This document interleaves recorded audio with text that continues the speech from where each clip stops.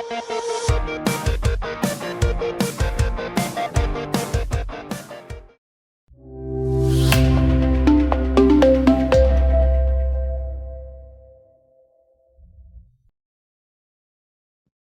morning, church. Already we had 3 sermons. So I am just going to give the 4th one.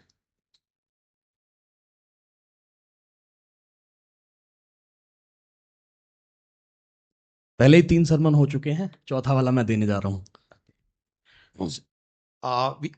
We are in the Gospel of John. हम सब इस समय यूहन्ना के सुसमाचार में हैं। Just to give a little introduction, that Gospel of John, the main theme is believe. मैं आपको यूहन्ना सुसमाचार के बारे में ये बताना चाहता हूँ कि इसका जो मुख्य संदेश है वो है विश्वास। John's only focus is only believing in Jesus, we will get everlasting life. और जो पूरा जोर दिया है यूहन्ना ने इस बात पे दिया है कि यीशु पे विश्वास करने से ही हमको अनंत जीवन प्राप्त होता And है। we already seen in the Gospel of John, the word believe comes more than 98 times. और हम देखते हैं यूहन्ना रचित सुसमाचार में जो शब्द है विश्वास वो 98 बार से ज्यादा आया It's है। almost 4.6 times per chapter. तो लगभग 4.6 बार प्रति अध्याय।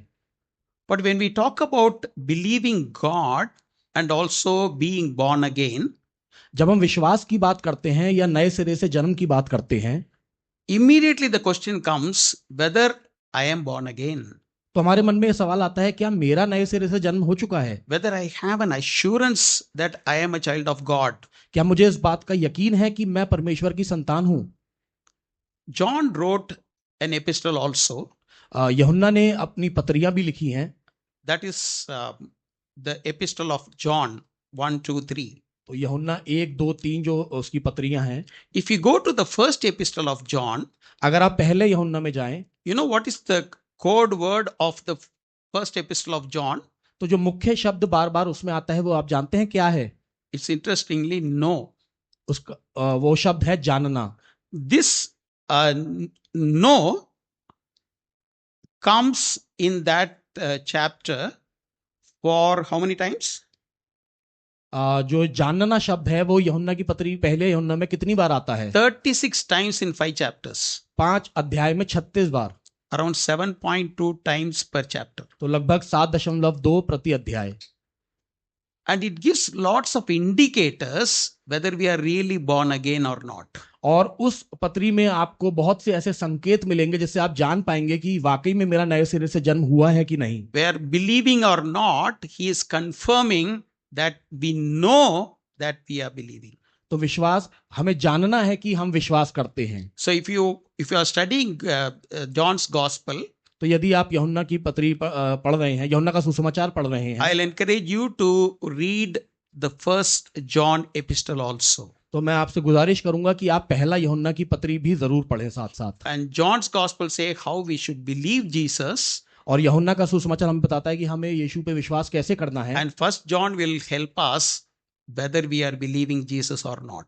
और पहला यूहन्ना हमको ये बताएगा कि वाकई में हम यीशु पे विश्वास कर रहे हैं कि नहीं। We discussed this in our home group. तो ये चीज इसकी चर्चा हमने अपने होम ग्रुप में And भी the की थी। English online home group, they are studying first John. और इंग्लिश होम ग्रुप में पहला यूहन्ना पे ही अध्ययन चल रहा है। If you are interested in knowing more, then you can join that. तो अगर आप भी जानना चाहते हैं तो आप इंग्लिश होम ग्रुप में भी जुड़ सकते हैं। Today we'll start looking at the 6th chapter of John.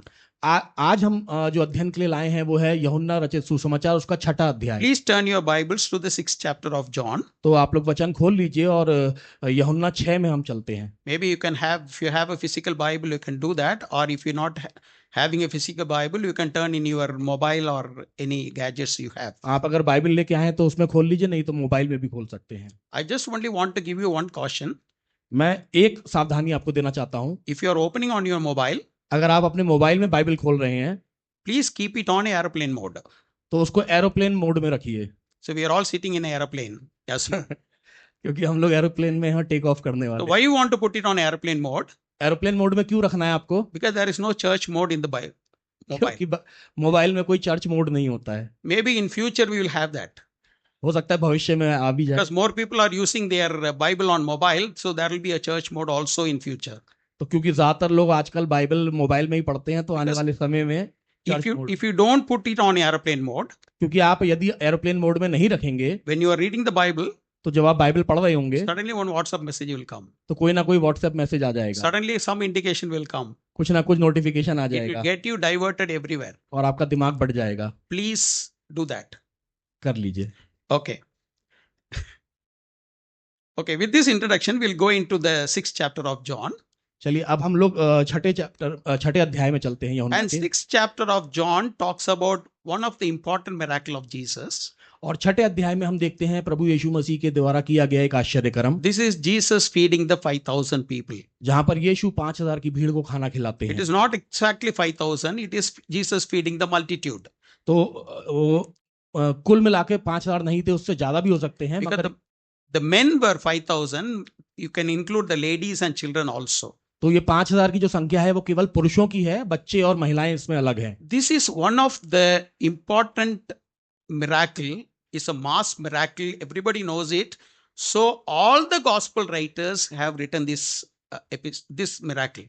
तो ये कुछ यीशु के द्वारा किए गए कुछ मुख्य चमत्कारों में है और चारों सुसमाचार में हमें इस आश्चर्यकर्म का वर्णन मिलता है। Not only that, this is the only miracle which is recorded by all the four gospel writers. तो चारों सुसमाचार में हमको इस आश्चर्यकर्म का वर्णन मिलता है। But John has not written too much about the miracle, but he has written something what happened afterwards.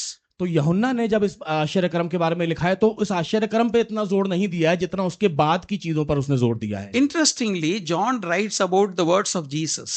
और रोचक बात यह है कि यूहन्ना यीशु के शब्दों के बारे में ज्यादा लिखता है।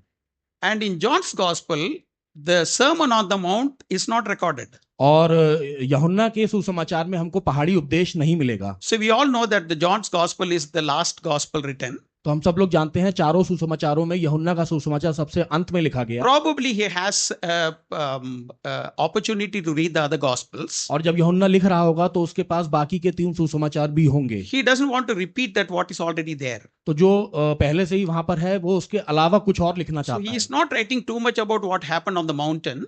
तो पहाड़ पे क्या हुआ इसके बारे में ज्यादा वर्णन नहीं करता है, But what happened after that, it's all mentioned in this place. परंतु उसके बाद क्या हुआ उसको विस्तार में यूहन्ना यहाँ पर लिखता So है। I just wanted to, of course, I just wanted to tell that this is the longest chapter in John's Gospel.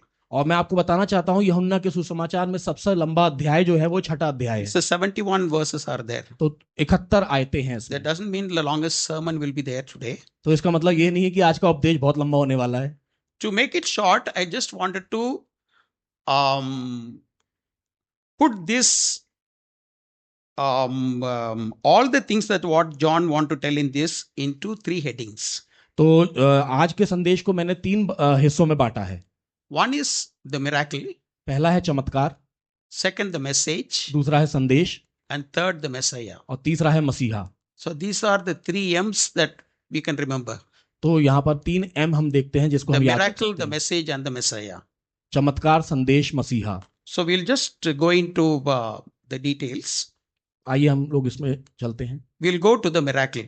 सबसे पहले चमत्कार के बारे में बात करते हैं। Here we see that Jesus did this miracle not to become popular. तो यहाँ पर हम देखते हैं कि यीशु मसीह ने जब ये आश्चर्यकर्म किया तो इसलिए नहीं किया कि उसकी लोकप्रियता बढ़ जाए। There will be a huge multitude of people were there. और बहुत भारी भीड़ थी वहां पर। If I do a miracle, then I will become a popular person here. और ऐसा नहीं था यीशु मसीह सोच रहे थे इतनी भीड़ है अगर मैं कोई चमत्कार करूंगा तो मेरी लोकप्रियता बढ़ जाएगी। That is what we see normally during our days. इन दिनों में हम लोग ज्यादातर ऐसे ही लोगों को करते हुए देखते हैं। Somebody want to heal somebody. किसी को चंगाई देनी है, He can go to the place where the patients are there. We can heal them. और मरीज के पास जा सकता है और वहां पर जाके उनको चंगाई दे We can सकता go to है the hospital and heal the patient. और वो अस्पताल जाके चंगाई दे सकता We है। don't do that. ऐसा करते नहीं We है। want to do among the multitudes. लोग क्या करते हैं भीड़ के सामने दिखावा करते हैं। Jesus did this miracle out of necessity. परंतु यीशु ने जब ये चमत्कार किया तो जरूरतों को पूरी करने के लिए किया। I just wanted to recollect what the devil told to Jesus at the time of temptation. तो परीक्षा के समय में आपको याद दिलाना चाहता हूं शैतान ने यीशु से क्या कहा था। The first temptation was making the stone into bread. और पहला जो परीक्षा थी वो ये थी कि पत्थर से कहे कि ये रोटी बन जाए। He told you make the stone into bread and you will become popular. और उसने कहा कि आप पत्थरों को अगर रोटी बना देंगे तो आप लोकप्रिय हो जाएंगे। And Jesus rebuked the devil. और यीशु ने शैतान को भगा दिया। But the same thing that you see when he did the miracle, और वही चीज आप देखते हैं जब यीशु ने चमत्कार किया, we see that people came to make him king by force.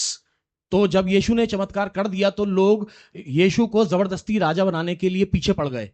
If Jesus was not interested, परंतु यीशु उसमें इंटरेस्टेड नहीं थे, he escaped from them. और वो वहां से निकल गए। He was not interested in becoming king of these people, तो यीशु को राजा बनने में कोई रुचि नहीं थी। but he is already a king. वो पहले से ही एक राजा है। The devil already told him, you just worship me, I will make you a king of the world. और हमें वो भी याद है जब शैतान ने यीशु से कहा था कि तू झुककर मुझे उपासना कर तो मैं तेरे को दुनिया का राजा बना दूंगा। Jesus already rebuked him. और यीशु ने उसको झिड़का था। That was not his purpose of making this miracle. तो इसीलिए हम कह सकते हैं यीशु का मकसद यहाँ पर लोकप्रिय होना नहीं था। I just wanted to give 2 lessons from this miracle. तो इस आश्चर्य कर्म में से मैं आपको 2 शिक्षाएं देना चाहता हूँ। Here Jesus mentioned the names of 2 disciples. और यहाँ पर हम देखेंगे 2 चेलों के नाम यहाँ पर लिखे हुए हैं। One is Philip, पहला है फिलिपुस, another is Andrew. और दूसरा है Andreas. We'll just take a lesson from these 2 people. तो इन 2 लोगों से आइए हम कुछ सीख लेते हैं। The first lesson is money can't be a solution for all our needs. तो पहली शिक्षा हमारी ये है कि पैसा हमारी सभी जरूरतों का हल नहीं हो सकता। There was a need because the people were all hungry, and before they go, Jesus told that we wanted to give them food. तो इसकी जरूरत क्यों थी? क्योंकि वहां पर बहुत भारी भीड़ थी और लोग भूखे थे, और इससे पहले कि वो वापस जाएं यीशु ने कहा आओ हम इनको कुछ खाने को दें। In the 5th verse, 5वीं आयत में, when Jesus looked up and saw a great crowd coming towards him, he said to Philip, where shall we buy bread for these people to eat? 5वीं आयत में आप देखेंगे तब यीशु ने अपनी आंख उठाकर एक बड़ी भीड़ को अपने पास आते देखा और फिलिपुस से कहा कि हम इनके भोजन के लिए रोटी कहां से मोल लाएं। What was the question? सवाल क्या था? Where to buy food? सवाल क्या था? सवाल यह था कि हम इनके लिए रोटी कहां से मोल लाएं। What Philip answered? फिलिपुस ने क्या जवाब दिया? Immediately started money. और वो तुरंत पैसों के बारे में सोचने लगा। He immediately thought how much money is required to buy food for them. वो तुरंत ये सोचने लगा कि कितना पैसा लगेगा इनके लिए खाना खरीदने के लिए। He immediately did a good calculation. और उसने एक गणित लगाया अपने दिमाग में। And his calculation is, if you make 200 denaries if you have 200 denaries, we can get something for these people to taste. तो उसने गणित ये लगाया और अनुमान ये लगाया कि अगर हमारे पास 200 दिनार होंगे तब हम कुछ ऐसा ला सकते हैं जो कि बस इनको थोड़ी छोटी मोटी चीज हम इनको दे सकते हैं। And 200 denaries is almost an 8-month wage for a laborer. और ये 200 दिनारी एक आम मजदूर के 8 महीने की कमाई के बराबर थी। You just make a calculation. तो Not now. तो आप एक गणित और अनुमान लगाइए। I did a calculation. मैंने एक गणित लगाया। For that multitude of people, इतनी भीड़ के लिए, if we have that much of money, अगर आपके पास इतना पैसा है, we can provide them a samosa. तो उससे बस एक समोसा ही आ सकता है। Nothing more than that. इससे ज्यादा कुछ नहीं आएगा। It comes to almost 15 rupees. वो ही 15 रुपए का एक samosa. But Jesus was thinking about filling their stomach, परंतु यहाँ पर यीशु उनको भरपेट भोजन की बात कर रहे giving हैं। them a full meal. उनको पूरा भोजन की बात कर रहे हैं। But he was thinking about a samosa. परंतु फिलिपुस यहाँ पर समोसे की सोच रहा है। That is what he was telling. That is just for a bite. इतना ही आ सकता था, बस हल्का सा, बस एक छोटा नाश्ता। Not to fill the stomach. उससे पेट नहीं भरेगा। Jesus asked him where to get meal. यीशु ने उससे पूछा कहां से खाना लाएं। But what he was telling, और वो क्या बता रहा था? how to get meal. कि खाना कैसे लाएं। That is the wrong thing. वो गलत बात है। What could have been the right answer for Philip at that time? तो फिलिपुस क्या सही जवाब दे सकता था? Even if they have money of that much, is it possible that they can go and buy the food for all these people? तो यदि उनके पास इतना पैसा होता भी तो क्या वो जा सकते थे और इतना ढेर सारा खाना लेकर आ सकते थे? It is impossible. नामुमकिन है ये। He was giving an impossible solution. तो एक बहुत ही नामुमकिन सुझाव वो दे रहा था। When the right answer for that question is, Lord, you know. और उसका सही जवाब ये होना चाहिए था, परमेश्वर मुझे नहीं पता, तू जानता है। Because it is mentioned that Jesus wanted to test him. You see the 6th verse. He asked this only to test him, for he already had in mind what he was going to do. तो आप छठी आयत देखेंगे तो यहाँ पर लिखा है, परंतु यीशु ने ये बात उसे परखने के लिए कही, क्योंकि वह आप जानता था कि मैं क्या करूंगा। Philip miserably failed the test. और फिलिपुस बुरी तरीके से इस परीक्षा में विफल हुआ। First thing, he could not understand the question.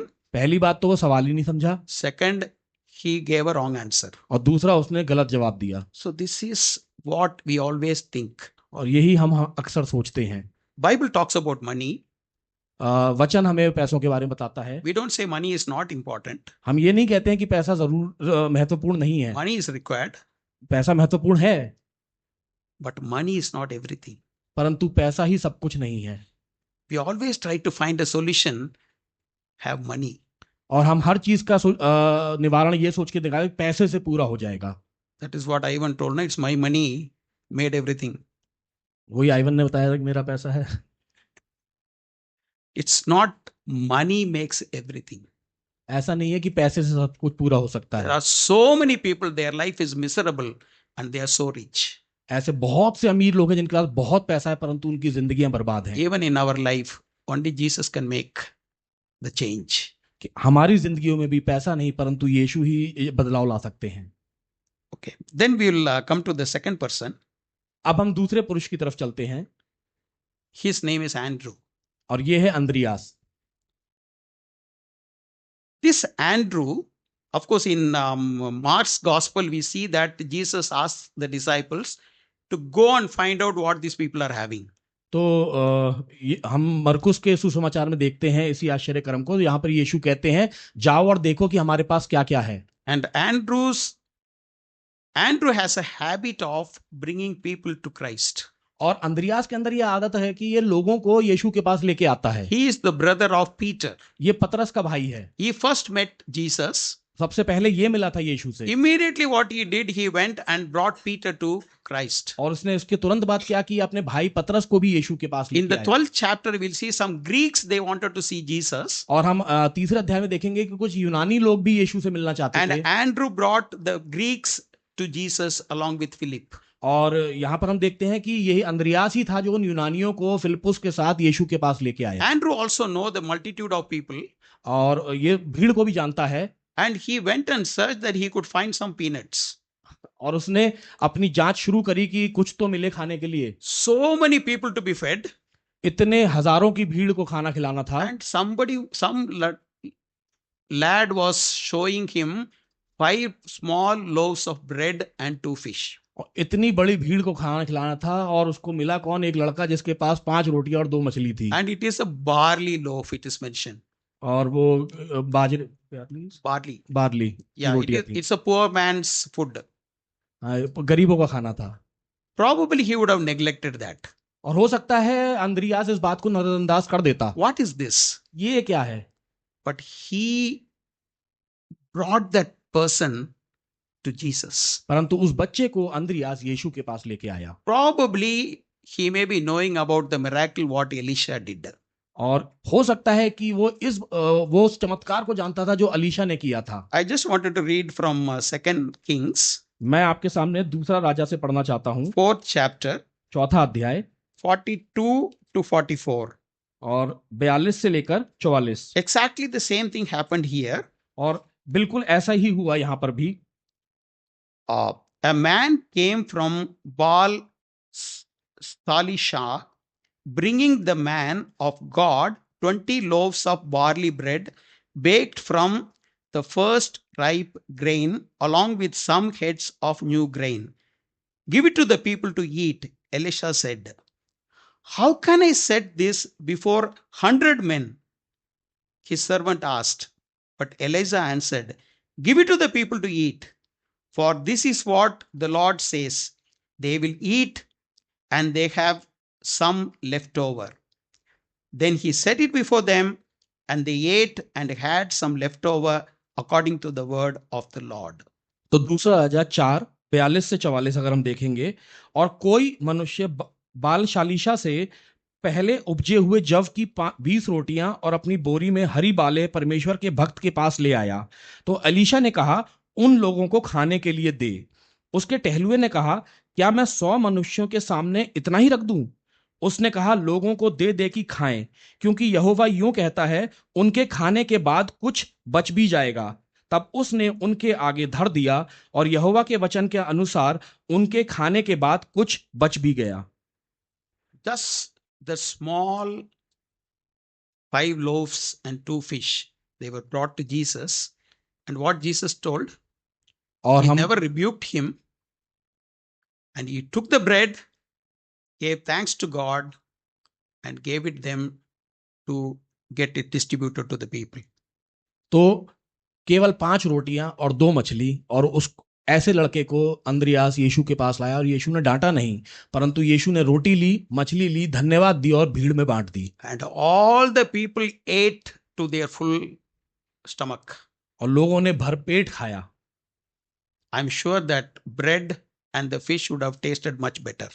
और मैं ये मानता हूं कि उस रोटी और मछली का स्वाद कुछ अलग ही होगा, Because Jesus made the water to a better wine. क्योंकि यीशु ने, हमने देखा, पानी को भी एक उत्तम श्रेणी का दाख मधु बना दिया। Nobody talked about the taste. किसी ने वहां पर स्वाद की बात नहीं करी, Everybody talked that everybody ate that. और यहाँ पर लिखा है कि सब ने खाया। Some people would have packed it also home. कुछ लोग बांध के भी ले गए होंगे, But in spite of that, there were 12 baskets full. परंतु इसके बावजूद जो बचा हुआ खाना था उससे 12 टोकरियां भरी। That much was left over. इतना बचा हुआ खाना बचा। How it all happened? ये सब कैसे हुआ? Because somebody gave whatever is there to God.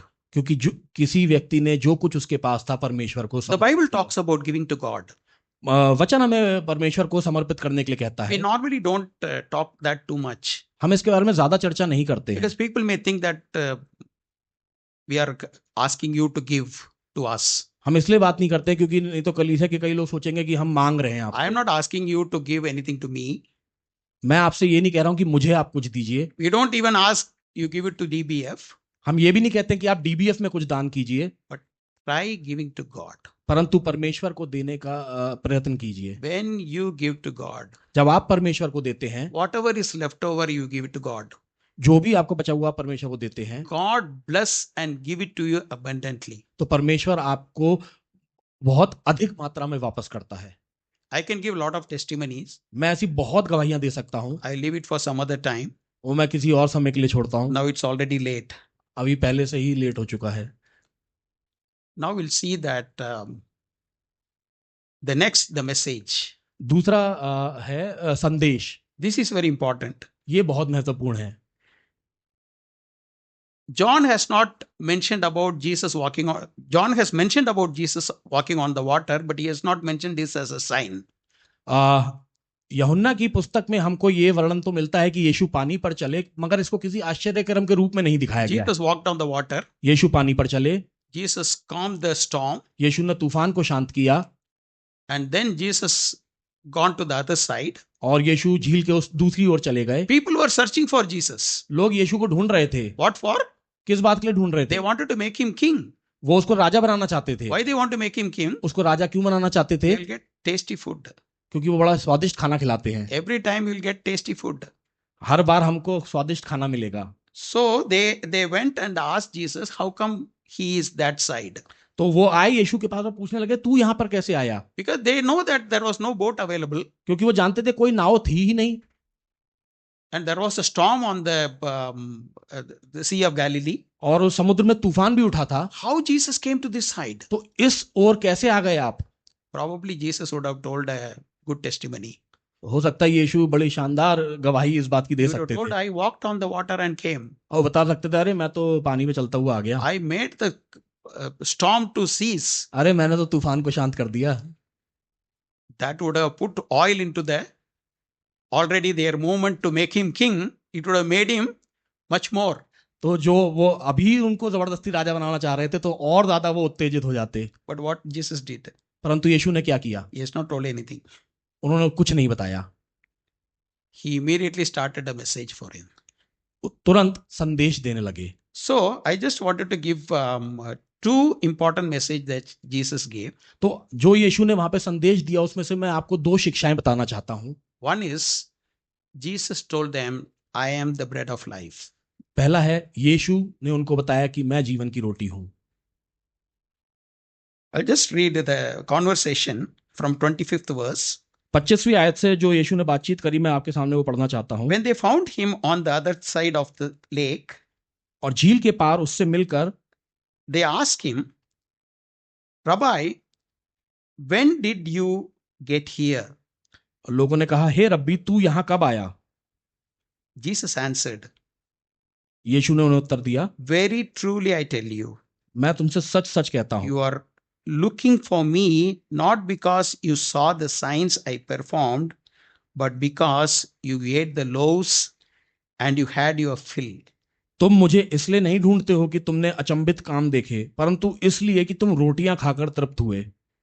I think this is the place that Jesus gave the message that I am the living bread. और यही वो जगह है जहां पर यीशु ये संदेश दे रहे हैं कि मैं जीवन की रोटी हूं। This chapter, he mentioned the word living bread 5 times. और इस अध्याय में जीवन की रोटी शब्द का इस्तेमाल 5 बार हुआ है। It is there in 33rd verse, 35th verse, 48th verse, 50th verse and 51st verse. तो 33वीं आयत, 35वीं आयत, 48वीं आयत, 50वीं आयत और 51st वर्स में। The conversation between Jesus and these people were almost same like Jesus had the talked with the Samaritan woman. तो यहाँ पर जो यीशु की बातचीत लोगों से हो रही है लगभग उसी तरीके की है जैसे अभी कुछ दिनों पहले हमने देखा था कि यीशु सामरी स्त्री से बातचीत कर The रहे हैं। Samaritan woman, she wanted Jesus to give the living water so that she will not get thirst again. और हमने देखा था कि सामरी स्त्री यीशु से कह रही है मुझे जीवन का जल दे दीजिए ताकि मुझे बार बार यहाँ आना ना पड़े। These people also, they were thinking about that Jesus is talking about food. You give it to us so that we will not have hungry. और यहाँ पर भी लोग देख रहे हैं कि हमें वो जीवन की रोटी दे दीजिए ताकि हम भूखे ना रहें। Jesus was talking about the spiritual thirst and spiritual hunger, but these people were thinking about, he was talking about the physical thirst and physical hunger. तो यीशु यहाँ पर आत्मिक भूख और आत्मिक प्यास की बात कर रहे हैं मगर ये लोग सांसारिक भूख और सांसारिक प्यास से ऊपर नहीं उठ पा रहे। This is the first time, the first I am statement is coming. Jesus said, I am the bread of life. और ये पहली जगह है जहां पर मैं हूं शब्द का प्रयोग हुआ है और यीशु यहाँ पर कहते हैं जीवन की रोटी मैं हूं। Probably if Jesus told that I will give you bread of life, यीशु अगर ये कहते कि मैं तुमको जीवन की रोटी दूंगा, then people would have followed him. तो भीड़ की भीड़ उसके पीछे हो लेती। But instead Jesus said, I am the bread of life. परंतु इसके उलट यीशु ने ये कहा कि जीवन की रोटी मैं हूं। Try to find the difference. दोनों में अंतर जानने की It is कोशिश। not Jesus who is going to give you the bread of life. यीशु आपको जीवन की रोटी देने नहीं वाले हैं। He himself is the bread of life. यीशु स्वयं जीवन की रोटी हैं। I think that is interesting. और ये बहुत रोचक बात है। People wanted blessings from God. लोगों को परमेश्वर से आशीषें चाहिए होती। Blessings God gives us. और आशीषें परमेश्वर हमें देते हैं। God gives us blessing abundantly. परमेश्वर हमें बहुतायत से आशीषें देते हैं। But they are all the byproducts.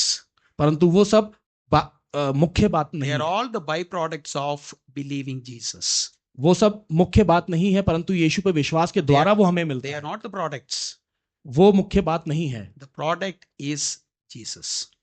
असली मुद्दे की बात या मुख्य बात है यीशु। That is why he says, I am the bread of life. इसलिए यीशु कहते हैं जीवन की रोटी मैं हूं। Just a minute. Then we'll go to the second message he was giving. और अब हम दूसरे संदेश पे चलते हैं जो यीशु यहाँ दे रहे हैं। He says, no one can come to Jesus based on his choice. और यहाँ पर वो कहते हैं कि कोई भी अपनी पसंद के आधार पर यीशु के पास नहीं आ सकता। Just I'll just come to the 35th verse. 35वीं आयत में मैं आपके सामने पढ़ूंगा। See, in 34th verse, they say, Sir, they said, always give us this bread. और 34वीं आयत में लोग कहते हैं हे प्रभु ये रोटी हमें सर्वदा दिया कर। People wanted this bread. लोग इस रोटी को चाहते थे। But Jesus, how Jesus said, परंतु यीशु ने क्या कहा? he has not given a list of things that they should do so that he can get the bread. तो उसने कोई सूची नहीं रख दी उनके सामने कि ये करोगे तब तुमको जीवन की रोटी He मिलेगी। has not said what the price that they have to pay to get the bread. और यीशु ने उनको ये नहीं बताया कि ये कीमत चुकानी पड़ेगी तब तुमको जीवन की रोटी And मिलेगी। Jesus said, 35th verse, then Jesus declared, I am the bread of life. Whoever comes to me will never go hungry, and whoever believes in me will never go thirsty. और 35वीं आयत पे यीशु कहते हैं कि जीवन की रोटी मैं हूं, जो मेरे पास आएगा वह कभी भूखा ना होगा, और जो मुझ पर विश्वास करेगा वह कभी प्यासा ना होगा। This is very good. ये बहुत We are अच्छी- coming to you. We are coming to you. ये बहुत अच्छी बात है। You give us this bread. हम आपके पास आ रहे हैं, हमको ये रोटी दे दीजिए। Then Jesus started explaining to them. अब यीशु उनको समझाने लगे। What was the message Jesus was giving? वो क्या संदेश था जो यीशु यहाँ पर देना चाह रहे हैं? You cannot come to me. कि तुम मेरे पास नहीं आ सकते You हो। cannot come to me unless God brings you to me. तुम मेरे पास नहीं आ सकते जब तक कि परमेश्वर पिता स्वयं तुमको मेरे पास I think लेके। this is one of the main message Jesus was giving to these people. और यही मुख्य संदेश था जो यीशु इन लोगों को दे रहे हैं। Just for you to understand, I am giving you all the verses here. और आप लोगों के समझने के लिए मैं आपको सारी आयतें यहीं पर दे रहा हूं। First, we read from verse 29. सबसे पहले 29वीं आयत में हम देखेंगे। Jesus answered, यीशु ने उन्हें उत्तर दिया, the work of God is this, to believe in the one he has sent. परमेश्वर का कार्य यह है कि तुम उस पर जिसे उसने भेजा है विश्वास करो। If you are believing Jesus, what is that? अगर आप यीशु पर विश्वास कर रहे हैं तो क्या मतलब है? That is the work of God. ये परमेश्वर का कार्य है, It is not your work. ये आपका कार्य नहीं है। It is not that you have in one meeting that you have raised up.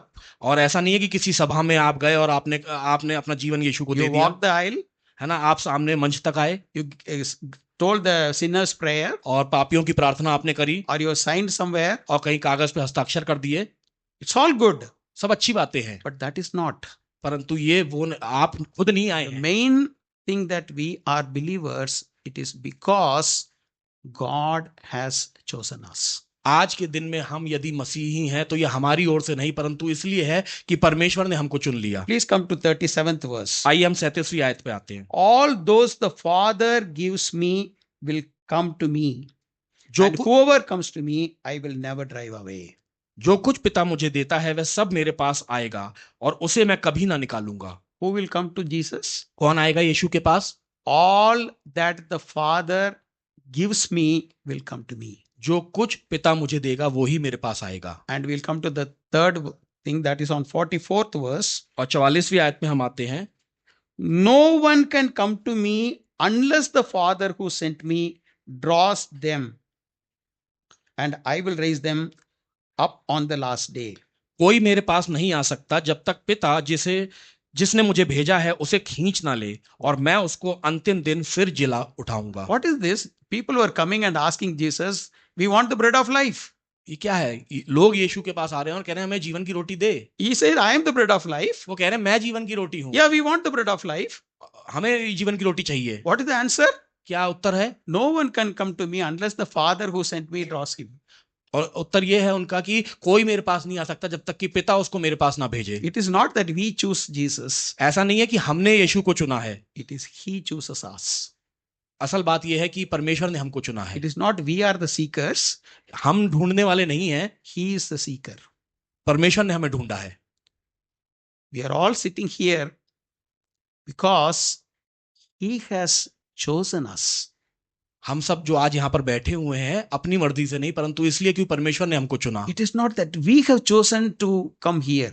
ऐसा नहीं है कि हमने परमेश्वर को चुनने का फैसला किया। It is not that we have chosen to follow Jesus. ऐसा नहीं है कि हमने यीशु के पीछे हो लेने का फैसला लिया, It is because God the Father has chosen us. परंतु ये इसलिए है क्योंकि परमेश्वर पिता ने हमको चुना। You can just go to 45th verse.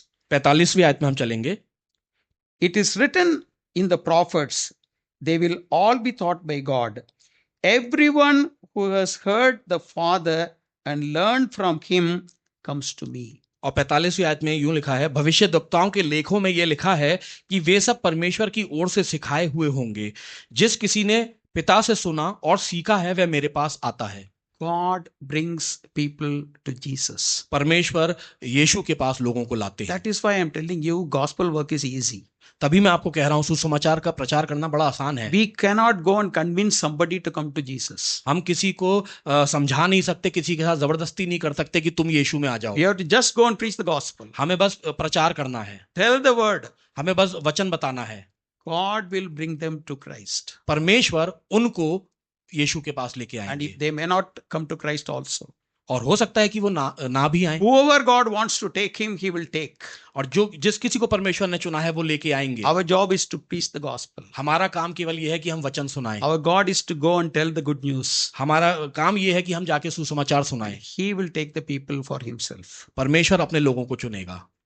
And one more verse, 65. और एक और आयत है 65वीं। He went on to say, "This is why I told you that no one can come to me unless the Father has enabled them." और उसने कहा, इसीलिए मैंने तुमसे कहा था कि जब तक किसी को पिता की ओर यह वरदान ना दिया जाए, जब तक वह मेरे पास नहीं आ सकता। When Jesus said, "No one can come to me," it indicates no one has a ability to come to Jesus. जब यीशु कहते हैं कि कोई मेरे पास नहीं आ सकता, इसका मतलब ये है कि वो ये बताना चाह रहे हैं कि किसी के अंदर इतनी सामर्थ्य ही नहीं है कि कोई मेरे पास आ सके। The person who is a sinner is called a dead person. और जो पापी मनुष्य है वो एक मरा हुआ That व्यक्ति। is what we read in Ephesians 2nd chapter. और यही हम इफिसियों की पुस्तक उसके दूसरे A अध्याय। dead person cannot come to Jesus एक मरा हुआ व्यक्ति यीशु के पास नहीं आ सकता unless he is resurrected. जब तक कि उसका पुनर्जन्म ना हो। A sinner doesn't want a treatment. एक पापी को इलाज की जरूरत नहीं है, A sinner wants the resurrection. एक पापी को पुनरुत्थान की जरूरत The है। doctor cannot give. एक डॉक्टर नहीं दे सकता, ये Only God can give. केवल परमेश्वर दे सकते हैं। So we'll go to the message. तो अब हम चलते हैं संदेश पे। Sorry, we'll go to the Messiah. अब हम मसीहा पे आते हैं। Ultimately, Jesus brings to himself. अब यीशु अब बातें अपनी ओर लेके आते हैं। He did a miracle उन्होंने एक आश्चर्य कर्म किया and people came to him. और लोग उनके पास आए He gave the message to them. और उन्होंने उनको संदेश दिया Ultimately, he points them to him. और अंततः यीशु उनको अपनी ओर इशारा कर रहे हैं। When Jesus did the miracle, जब यीशु ने आश्चर्य कर्म किया, people appreciated it. लोगों ने तालियां बजाई, People started following him. लोग उसके पीछे हो लिए। But when Jesus gave the message, परंतु जब यीशु ने संदेश दिया, what people told? लोगों ने क्या कहा? It's a very difficult message. बड़ा कठिन उपदेश है ये। You just see that 60th verse. 60वीं आयत आप देखिए। On hearing it, many of his disciples said, "This is a hard teaching. Who can accept it?" और इसलिए उसके चेलों में से बहुतों ने यह सुनकर कहा कि यह बात नागवार है, इसे कौन सुन सकता है। It is not hard to understand, कठिन इसलिए नहीं थी कि समझ में नहीं आ रही but थी, hard to accept it. परंतु कठिन इसलिए थी कि उसको मानना मुश्किल था। We cannot accept this hard message. हम इस मुश्किल संदेश को नहीं समझ सकते हैं। After that, what happened? उसके बाद क्या हुआ? People started leaving. लोग जाने लगे They started grumbling and they started leaving Jesus.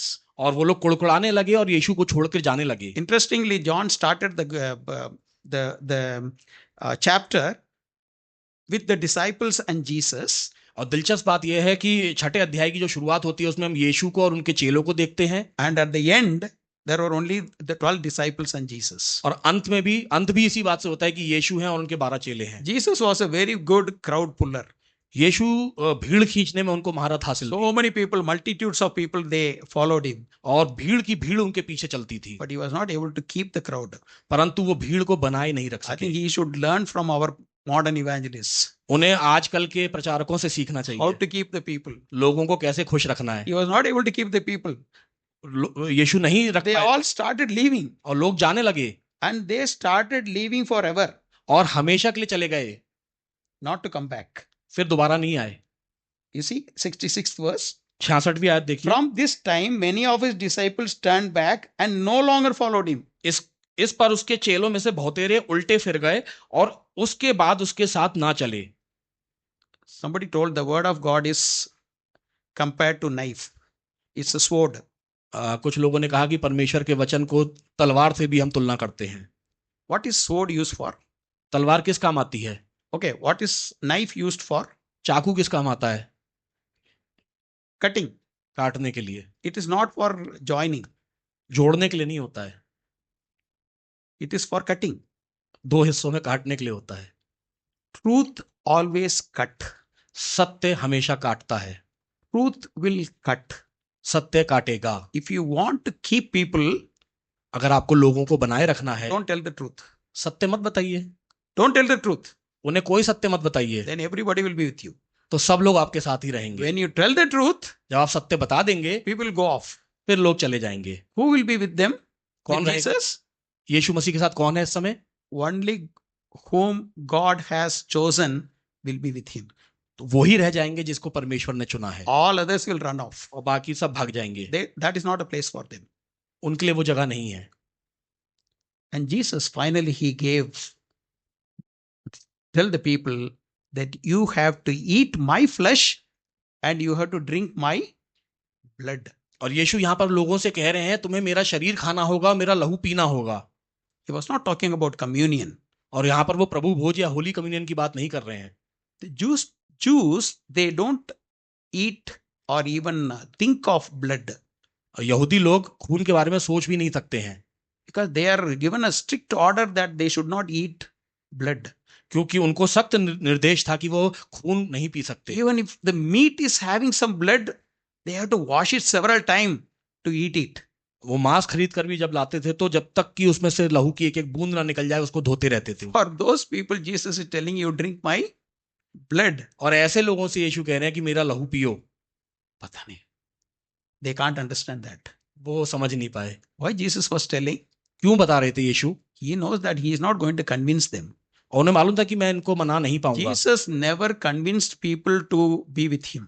और यीशु ने कभी लोगों को मनाया नहीं कि मेरे साथ He रहो। straight away gave the message. वो संदेश देते थे Because he knows क्योंकि वो जानते हैं whoever the Father gives him, they will be with him. कि जिनको परमेश्वर ने सौंपा है उनमें से कोई नहीं जाएगा। I was just wondering, मैं सोच रहा था, suppose if one person like Judas is in our group, कि हमारे समूह में अगर कोई यहूदा इस्करियोती ऐसा व्यक्ति हो, and if we know that he is going to betray him, और हमें पता हो कि हमें धोखा देने वाला है, what we will do? हम लोग क्या करेंगे? We will spend more time in telling him that you should not do that. तो हम उसको समझाने में ज्यादा समय व्यतीत करेंगे कि तुम ऐसा मत करना। What Jesus told? यीशु ने क्या किया? What you want to do, you do it. तुझे जो करना है वो तू कर। Because he knows that he is not going to convince him to be with the disciples. तो क्योंकि यीशु जानते थे कि मैं इसको मना नहीं सकता हमारे साथ रहने के लिए। From the beginning, he knows that he is going to betray.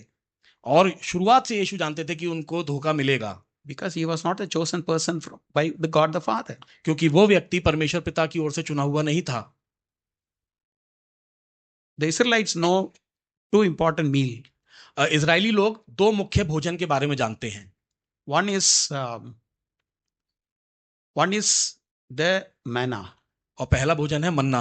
The manna came from heaven for the Israelites people in the wilderness. तो जब जंगल में थे, जंगल की यात्रा के दौरान स्वर्ग से मन्ना उतरा था। And the second important meal is the Passover meal. और जो दूसरा मुख्य भोजन वो जानते हैं वो है फसह के पर्व का भोजन। And John writes here that this is the Passover season. और चौथी आयत में हम देखेंगे यूहन्ना लिखता भी है कि फसह का पर्व निकट था। And people eat every year, they take the Passover meal. और हर साल लोग फसह के पर्व को मनाते थे, भोजन करते थे, Without thinking the meaning of it. उसके मतलब को जाने बगैर। John the Baptist came. यूहन्ना बपतिस्मा दाता दे, And John the Baptist said, he is the Lamb of God. और यूहन्ना बपतिस्मा दाता ने ये बात बताई कि यह वो परमेश्वर का मेमना है। They have forgotten that also. वो सब भूल चुके हैं। And Jesus asked them a question. और यीशु ने एक सवाल और पूछा, Do you want to go also? तो चेलों से यीशु ने पूछा, क्या तुम भी चले जाना चाहते हो? Only 12 people were there. केवल 12 लोग It मौजूद। started with a big multitude. इतनी बड़ी भीड़ से शुरुआत हुई थी। And Jesus gave a big feast. और यीशु ने इतनी बड़ी दावत दी। And now again 12 people. और अब केवल 12 लोग रह गए। And he says, do you want to go as well? तो वो पूछ रहे हैं कि क्या तुम भी चले जाना चाहते हो? And Peter gave a great confession. और हम देखते हैं पतरस ने बहुत खूबसूरत बात यहाँ पर कही। You want to go means, what do you mean? Where you want to go? और उसने कहा कि हम कहाँ जाएं? And Peter understood it और पतरस इस बात को समझ गया, because God, the Spirit, spoke through Peter. क्योंकि आत्मा के द्वारा परमेश्वर ने उससे बात करी। Peter never said where we will go. पतरस ने ये नहीं कहा कि हम कहाँ जाएं। What Peter told? पतरस ने क्या कहा? Lord, whom shall we go? उसने कहा कि प्रभु हम किसके पास जाएं? Whom shall we go? किसके पास जाएं? What is the question? सवाल क्या था? Do you want to go away as well? सवाल ये था कि क्या तुम लोग भी चले जाना चाहते हो? Peter's answer is not where we will go. पतरस ये नहीं पूछ रहा है कि हम कहाँ जाएं। The answer is, Lord, to whom shall we go? परंतु पतरस ये कह रहा है कि प्रभु हम किसके पास जाएं। This is precisely what Jesus expected. और इसी चीज की अपेक्षा यीशु ने करी थी। The Messiah is the message. और मसीहा ही संदेश है। You have the words of eternal life. और पतरस यहाँ पर कहता है अनंत जीवन की बातें तो परमेश्वर तेरे पास ही हैं। He is the bread of life. और मसीहा ही जीवन की रोटी है। Truly, truly, I say to you, मैं सच सच तुमसे कहता हूं, unless you eat my flesh जब तक तुम मेरा मांस ना खाओ and drink my blood, और मेरा खून ना पियो, you have no eternal life. तुम में जीवन नहीं। Just quickly, I just wanted to give a small food analogy, what Dr. MacArthur has given. मैं आपके सामने डॉक्टर मैकार्थर ने एक बहुत अच्छी शानदार उपमा दी है, उसके बारे में बताना चाहता हूँ। He has given 5 things. उन्होंने 5 बातें बताई हैं। Number 1, पहली चीज, you just go to a restaurant. आप किसी रेस्टोरेंट में जाएं, The food is spread like anything. और खाना वहां पर रखा हुआ है। You just go and take photograph and you just go and you smell that and you come back. और आप वहां पे जाएं और वहां पे फोटो खींचें और उसको सूंघें और वापस आ जाएं। Any use? कोई फायदा हुआ? The food is useless unless it is eaten.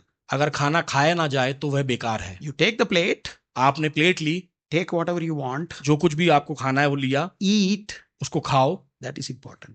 वो महत्वपूर्ण है। Many of us do that with Jesus. हम में से कई लोग यीशु के साथ भी वैसे We admire him, हम उसको पसंद तो we करते put हैं, his name inside, हम उसके नाम को अंदर रखते हैं, but we don't taste him. परंतु हम उसको चखते नहीं We हैं, don't eat him. हम उसको खाते नहीं हैं। That is why he says, taste and see that the Lord is good. और तभी वचन कहता है कि चख कर देखो यहोवा कितना भला है। Number 2, दूसरी बात, eating is prompted by hunger. भूख लगने पर ही खाना खाया जाता है। So we need the hunger. हमें भूख की जरूरत है। And number 3, और तीसरी बात, food after eating will become part of us. खाना खाने के बाद वो जो खाना है वो हमारा हिस्सा बन जाता है। If you take one egg, if you take one boiled egg, अगर आप एक अंडा लीजिए, it's not going to be like an egg inside. तो ऐसा नहीं कि वो लटक जाएगा शरीर के अंदर जाके। If you take a lamb, अगर आप मेमना लेंगे, it's not going to be a lamb inside. तो ऐसा नहीं कि पेट में लैम बैठ जाएगा। What will happen? क्या होगा? It just get disintegrated. वो खाना टूट जाएगा पूरी तरीके से, It makes like a bone, और आपके हड्डियों को बनाएगा, skin, आपकी त्वचा को बनाएगा, flesh, आपके मांस को बनाएगा, your brain, आपकी दिमाग को बनाएगा, liver, आपके लिवर को बनाएगा, all the organs. It just goes inside. और खाना पूरी तरीके से पूरे शरीर में बढ़ जाएगा। It doesn't sit alone. वो अकेला नहीं बैठा रहेगा एक ही जगह पर। You take something and it does something else. आप खाना खाते हो मगर वो कुछ और करता है आपके शरीर में। It just becomes part of your blood. अब वो आपके लहू का हिस्सा बन जाता है। And the third, eating involves trust. और चौथी बात है, खाने में भरोसा शामिल होता If है। you don't trust it, you will not eat it. अगर आपको किसी खाने पे भरोसा नहीं है तो आप खाएंगे भी नहीं। Only great kings, they have people to make the food eat before they eat to trust it. तो बड़े बड़े राजा महाराजा होते थे, वो खाना खाने से पहले लोग उन्होंने रखे हुए थे कि जो खाना चख कर देखेंगे कि ये सही है। So we need the trust. तो हमें भरोसे की जरूरत है। And fifthly, he says, eating is personal. खाना व्यक्तिगत होता है। I cannot eat for others. मैं दूसरों के लिए नहीं खा सकता। Okay? A mother cannot eat for the child. एक माँ अपने बच्चे के लिए नहीं खा सकती। And father cannot eat for the mother. और पति अपनी पत्नी के लिए नहीं खा सकता। Everybody wants to eat for themselves. हर कोई अपने लिए खाता है। I wanted to add one more to that. और मैं इन 5 बातों में एक चीज और जोड़ना चाहता हूँ। Eating is repetitive. खाना बार बार की जाने वाली क्रिया है। You cannot have eating for tomorrow. तो आप आज कल के लिए नहीं खा सकते। You cannot even eat for afternoon. आप सुबह का खाना दोपहर के लिए नहीं खा सकते, Every time you have to eat. हर समय आपको खाना है, Repetitively you have to eat. Bar That is how bar- God created us. बार बार आपको खाना है, और इसीलिए परमेश्वर ने हमारी रचना की, That is how we have to take the bread of life. और इसी तरीके से हमको जीवन की रोटी को भी लेना है। I just wanted to finish with one important thing that is from the Sermon on the Mount. और मैं एक धन्य वचन से अपने उपदेश को समाप्त करना चाहूंगा। This is what Jesus told. यीशु ने ये कहा, Blessed are the hunger and thirst for righteousness, and they shall be satisfied. धन्य है वे जो धार्मिकता के भूखे और प्यासे हैं, क्योंकि वे तृप्त होंगे। Jesus never told that blessed are the righteous people. यीशु ने ये नहीं कहा कि धन्य है धार्मिक लोग, None of us are righteous. हम में तो कोई धार्मिक नहीं है, But what he said, परंतु क्या कहा उन्होंने? blessed are the hunger and thirst for righteousness, धन्य है वे जो धार्मिकता के भूखे और प्यासे हैं, and they will be satisfied. क्योंकि वे तृप्त होंगे। God wants us to satisfy us. परमेश्वर हमको तृप्त करना चाहते हैं। Satisfy with his body and blood, परमेश्वर हमको तृप्त करना चाहते हैं अपने शरीर से, अपने लहू से, not with anything in this world. सांसारिक चीजों से नहीं। The Messiah wants to bless us with a food that is he himself. परमेश्वर हमको एक ऐसे खाने से, ऐसे भोजन से तृप्त करना चाहते हैं जो कि वो खुद हैं। He himself wants to satisfy us. वो खुद हमको तृप्त करना चाहते How हैं। many of us want to get satisfied with that food that Jesus offers? हम में से कितने लोग हैं जो उस खाने से जो यीशु हमें देता है संतुष्ट होना चाहते हैं? It's the work of a Trinitarian God. और ये काम है त्रिएक परमेश्वर का। God the Father sent Jesus, परमेश्वर पिता ने यीशु को भेजा, and Jesus sent the Holy Spirit. और यीशु ने पवित्र आत्मा को भेजा। I just wanted to tell you one more thing. और एक बात मैं आपको और बताना, For the Samaritan woman, Jesus said, I will give you living water. जब सामरी स्त्री से यीशु बात कर रहे थे तो यीशु ने कहा था कि मैं तुमको जीवन का जल दूंगा। Has Jesus told that I am the living water? क्या उन्होंने कहीं पर भी ये कहा कि मैं जीवन का जल हूं? Never told. कभी नहीं कहा। He told, I will give you living water. उन्होंने कहा कि मैं तुम्हें जीवन का जल दूंगा। And in the next chapter, the 7th chapter, he says, he was talking about the Holy Spirit that he was going to give. और 7वें अध्याय में हम देखेंगे यीशु जीवन के जल की तुलना पवित्र आत्मा से कर रहे हैं। Who is the living water? तो जीवन का जल कौन है? Holy Spirit is the living water. पवित्र आत्मा जीवन का जल है। And who is the living bread? और जीवन की रोटी कौन है? Jesus is the living bread. यीशु जीवन की रोटी We है। need both. हमें दोनों चाहिए। We need the meal and we need the drinks. हमें खाना भी चाहिए और हमें पानी भी We चाहिए। need Jesus, we need the Holy Spirit. हमें यीशु भी चाहिए, हमें पवित्र आत्मा भी And चाहिए। God the Father gives us to us. और परमेश्वर पिता हमको वो दोनों चीजें देते हैं। Shall we close our eyes and pray? आइए हम अपनी आंखों को बंद करें और प्रार्थना में चलें।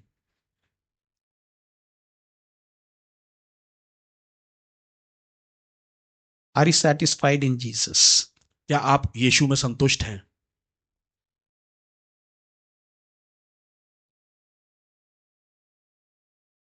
God gives us this food to satisfy us. परमेश्वर हमें ये भोजन दीजिए हमें तृप्त करने के लिए। God gives us this drink to satisfy us. परमेश्वर हमें वो जल देता है जिससे हमारी संतुष्टि हो। Blessed are those who are hunger and thirst for righteousness. धन्य है वे जो धार्मिकता के भूखे और प्यासे हैं, They will be satisfied. क्योंकि वे तृप्त किए जाएंगे। Father God, we thank you and praise you for this wonderful time. परमेश्वर पिता हम आपका धन्यवाद करते हैं इस खूबसूरत समय के लिए। Thank you, Lord, for speaking to us. परमेश्वर हम धन्यवाद करते हैं कि आपने हमसे बातचीत करी। Help us, O Lord, that we could meaningfully understand you. परमेश्वर हमारी मदद कीजिए कि हम आपको समझ सके। Help us, O Lord, that we could eat your flesh and drink your blood. परमेश्वर हमारी मदद कीजिए कि हम आपके शरीर को खा सकें और आपके लहू को पी सकें, That we will have a close relationship with you. ताकि हमारे संबंध आपके साथ और नजदीक हो जाए। Every part of us her will एक be हिस्सा filled with you. हर एक हिस्सा हमारा आपसे भर जाए, That our growth will be by you only, O Father. और हमारी जो ग्रोथ है वो आपके द्वारा ही हो। In Jesus' name I offer this prayer. यीशु मसीह के नाम से हम इस प्रार्थना को मांग लेते हैं। Amen. आमीन।